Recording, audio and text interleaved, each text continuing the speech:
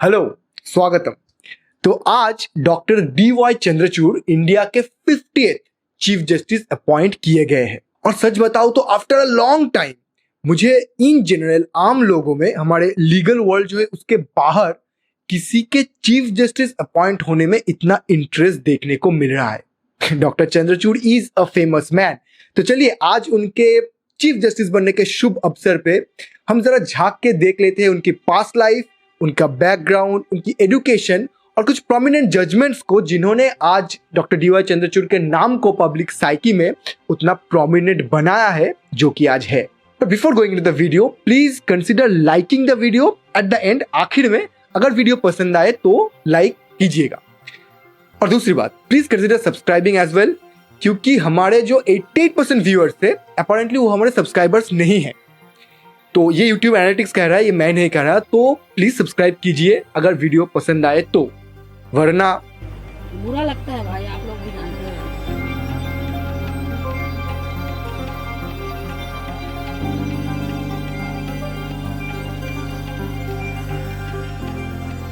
तो कहानी शुरू होती है नवंबर 9, 1959 से, जब बॉम्बे हाईकोर्ट के पब्लिक प्रोसिक्यूटर YV चंद्रचूड़ और उनके वाइफ प्रभा देवी, जो कि क्लासिकल सिंगर थी, उनके घर में एक बेटा पैदा होता है, डॉक्टर धनंजय यशवंत चंद्रचूड़, हमारे इस कहानी के हीरो। बाद में जाके मिस्टर YV चंद्रचूड़ वो इंडिया के 16th चीफ जस्टिस बनेंगे 1972 में, और डॉक्टर DY चंद्रचूड़ आज इंडिया के 50th चीफ जस्टिस बन चुके हैं। And this makes them the first father and son duo to serve as chief justice of India.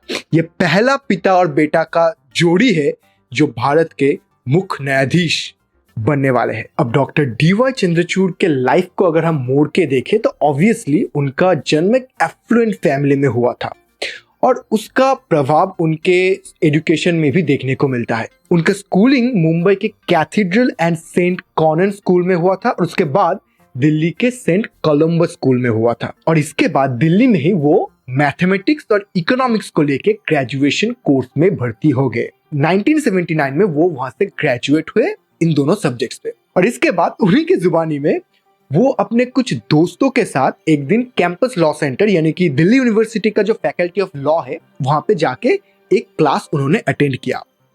कहीं ना कहीं वही से उनका लॉ के साथ जो प्यार का रिश्ता है वही से शुरू हुआ। वो क्लास अटेंड करके उनको इतना अच्छा लगा कि he got himself enrolled in the 3 years LLB course, और 1982 में दिल्ली यूनिवर्सिटी से LLB लेके उन्होंने पास आउट किया। इसके बाद उन्होंने तय किया कि उन्हें मास्टर्स करना है, मास्टर्स इन लॉ यानी कि LLM करना है फ्रॉम हार्वर्ड यूनिवर्सिटी, और इस दौरान उन्हें प्रेस्टिजियस इनलैक स्कॉलरशिप भी मिला due to his remarkable merit to aid him in his studies in abroad. और वहां पे रहते हैं यानी कि हार्वर्ड में उन्हें जोसेफ H. बिल प्राइज भी मिला because he scored the highest in the conflict of law course. Harvard से LLM करने के बाद उन्होंने वहीं पे अपना PhD भी करी ज्यूरिस्डिकल साइंसेस में और अपना डॉक्टरेट प्राप्त किया।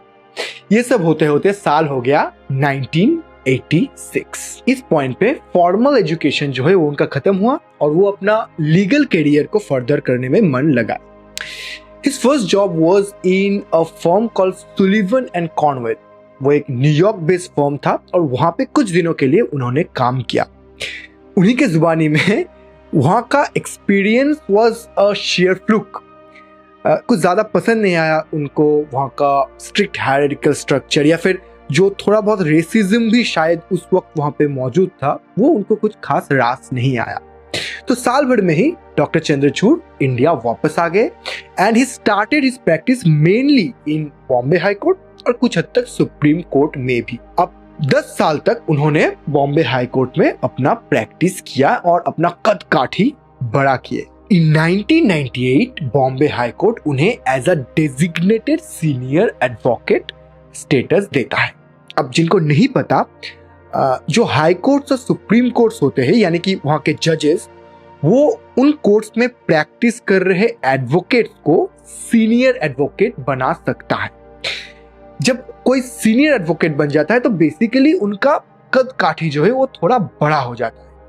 नाउ ही और she can obviously charge more, जजेस भी कहीं ना कहीं उन्हें ज्यादा रिस्पेक्ट के साथ ट्रीट करते हैं और a senior advocate generally becomes a consulting advocate, जिनके पास बाकी एडवोकेट्स केस लेके आते हैं to fight them in court. तो 1998 में डॉक्टर चंद्रचूड़ सीनियर एडवोकेट बन गए। उसी साल 1998 में उन्हें as an additional solicitor general of India भी अपॉइंट किया गया एंड फॉर 2 years वो उस पोस्ट में रहे।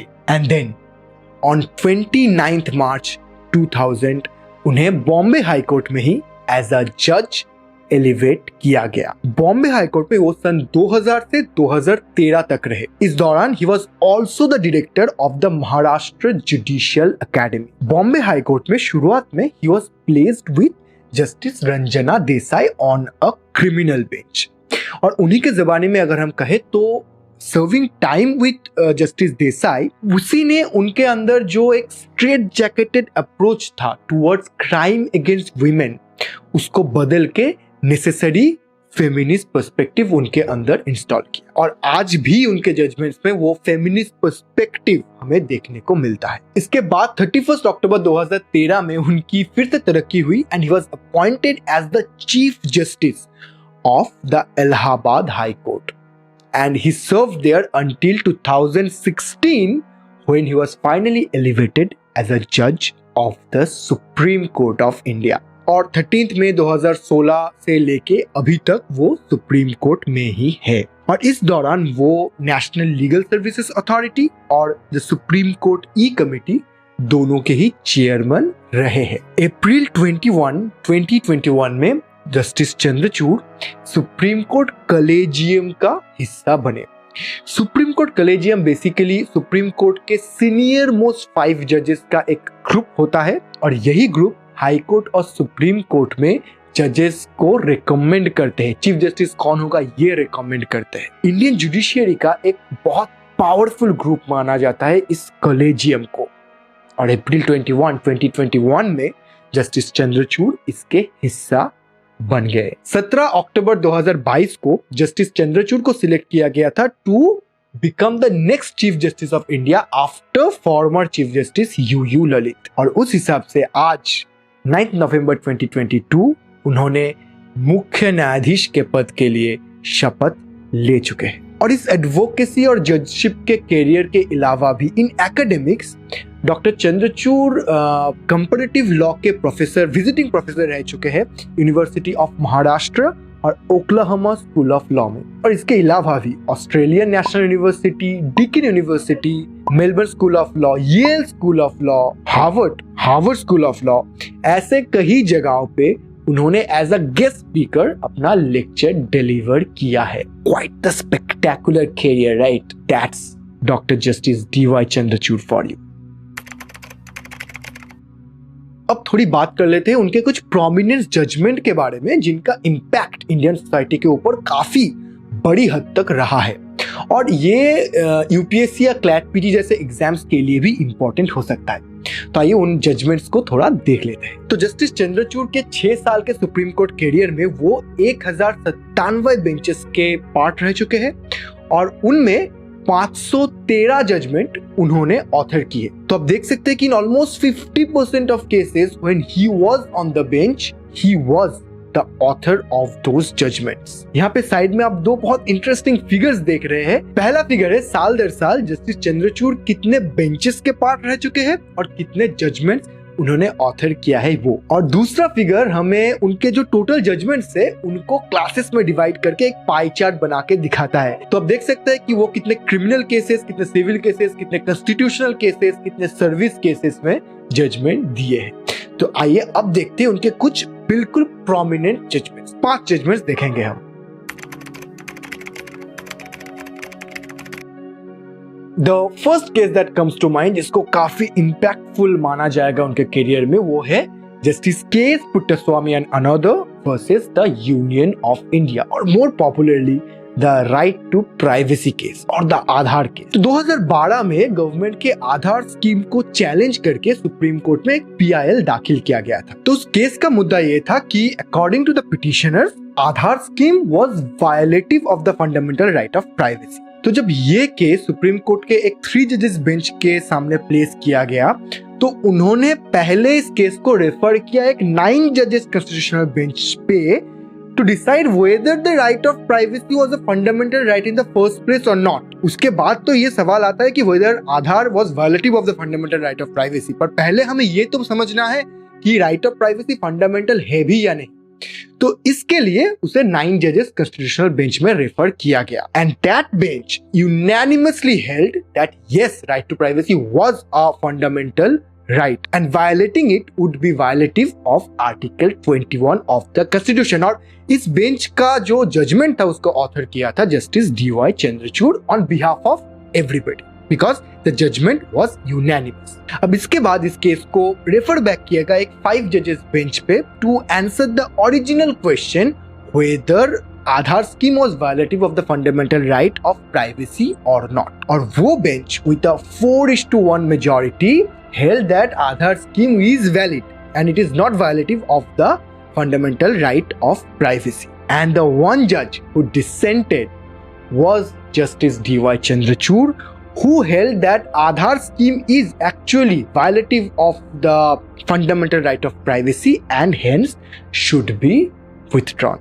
But क्योंकि majority decision था कि Aadhaar scheme is not violative, the Aadhaar scheme remained in place. दूसरा impactful judgment by Justice DY Chandrachud was that of Navtej Zohar versus Union of India or more famously the homosexuality case. इस case में supreme court के 5 जजेस bench ने unanimously IPC section 377 के अंदर consensual homosexual intercourse between adults को decriminalise किया था. And justice DY Chandrachud held that section 377 in its present form is an anachronistic colonial law. अच्छा, इंटरेस्टिंग बात इस केस का यह है कि पुट्टुस्वामी के केस में जिसका हमने पहले जिक्र किया, उस केस में सुप्रीम कोर्ट ने पहली बार राइट टू प्राइवेसी को एनालाइज करते हुए ऑब्जर्व किया था कि सेक्शन 377 ऑफ आईपीसी के कुछ प्रोविजंस ऐसे हैं जो राइट टू प्राइवेसी को वायलेट करते हैं. और उसके बाद ही या फिर उससे इंस्पायर होके ही Navtej Johar versus union of India का केस रजिस्टर हुआ था. And obviously it was successful. अब the third most impactful judgment उनके करियर में होगा Indian young lawyers association versus the state of Kerala और more famously the Sabarimala case, जहां पे सुप्रीम कोर्ट ने 4:1 मेजॉरिटी से अगेन हेल्ड किया था कि the tradition of not letting menstruating women into the Sabarimala temple was unconstitutional. और इस केस में डिसेंटिंग ओपिनियन दिया था जस्टिस इंदु मल्होत्रा ने. चौथा इंपॉर्टेंट केस उनके करियर का होगा Joseph shine versus union of India या फिर मोर पॉपुलरली द एडल्ट्री केस, जहां पे अगेन 4 जजेस बेंच ने यूनानिमसली आईपीसी सेक्शन 497 को यानी कि एडल्ट्री को डिक्रिमिनलाइज किया था फ्रॉम द इंडियन लॉ. पांचवी केस की अगर हम बात करें तो अगेन ये एक डिसेंटिंग जजमेंट है in the case of Romila Thapar versus the union of India और more famously the Bhima Koregaon case. इस केस में on allegations of criminal conspiracy against prime minister Narendra Modi and also for instigating violence in Bhima Koregaon कुछ social workers को police ने arrest कर लिया था. पर एलिगेशन ये था कि इन्हें एक्चुअली में अरेस्ट किया गया है because they publicly criticize the reigning government. अब सुप्रीम कोर्ट में जो पिटीशन दाखिल किया गया था उसमें अपील ये था कि this arrest are arbitrary and hence violative of the fundamental rights of freedom and so it should be declared that way and the accused or the arrestees should be released. But इस case में the Supreme Court with a 2:1 majority upheld the validity of the arrest and said that it was not violative of the fundamental right and it was not arbitrary. And the Supreme Court even further denied to overwatch the investigation. However, Justice DY Chandrachud again dissented here and he held that the arrests were actually arbitrary and violative of the fundamental rights of freedom and expression. He also opined कि इस case में एक seat या फिर special investigation team form करना चाहिए और उस टीम को इस घटना का पूरा इन्वेस्टिगेशन करना चाहिए। But obviously again because this was a dissenting judgment, इसका कोई इफेक्ट नहीं हुआ। But as justice D Y. Chandrachud would himself say, dissent is the safety valve of democracy. तो हो गया हमारा 5 जजमेंट्स, पर इनके अलावा भी ऑब्वियसली जस्टिस चंद्रचूड़ के करियर में और बहुत से नोटेबल जजमेंट्स है, like say the twin tower demolition judgment, या फिर putting fine on West Bengal government for trying to stop the screening of a film called Bhobishyoter Bhoot extra constitutionally, या फिर the judgment dismissing the demand of inquiry into जज Loya's death, या फिर the case of Sherfane जहां, जहां पे जस्टिस चंद्रचूड़ ने एक एडल्ट इंडिविजुअल के अपने धर्म और लाइफ पार्टनर चूज करने के आजादी को अपहेल्ड किया था। और ऐसे बहुत से और जजमेंट्स भी है, लेकिन हर एक जजमेंट के डिटेल में जाने का स्कोप इस वीडियो में ऑब्वियसली नहीं है। आई थिंक ये काफी लंबा भी हो चुका है अभी तक। तो अगर इनमें से किसी जजमेंट्स का या फिर किसी भी और जजमेंट का आप डिटेल एनालिसिस चाहते हैं तो put them down in the comments, और हम जरूर कोशिश करेंगे उस पर एक वीडियो बनाने का। इस वीडियो में बस इतना ही। Team Lawvit wishes justice Chandrachud an extremely successful tenure as the chief justice of India for the next 2 years, at the end of which शायद यहीं पे खड़े होके हम उनके टेनियर के अच्छे बुरे रिजल्ट्स को एनालाइज और इवैल्यूएट करेंगे। But do tell me, do you want a video where we discuss the challenges that he would face now as the new Chief Justice of India, और वो कौन से क्षेत्र है जहां पे उन्हें काम करना चाहिए at this juncture of the Indian judiciary, because we want to make that video। और अगर हमारी चाह और आपकी चाह मिल जाए तो क्या ही कहना। तो जरूर बताइए कि ये वीडियो आप देखना चाहते हैं या फिर नहीं। चलिए ख्याल रखिए अपना, and again please do like and subscribe if you are liking the content. मिलते हैं अगली वीडियो पे।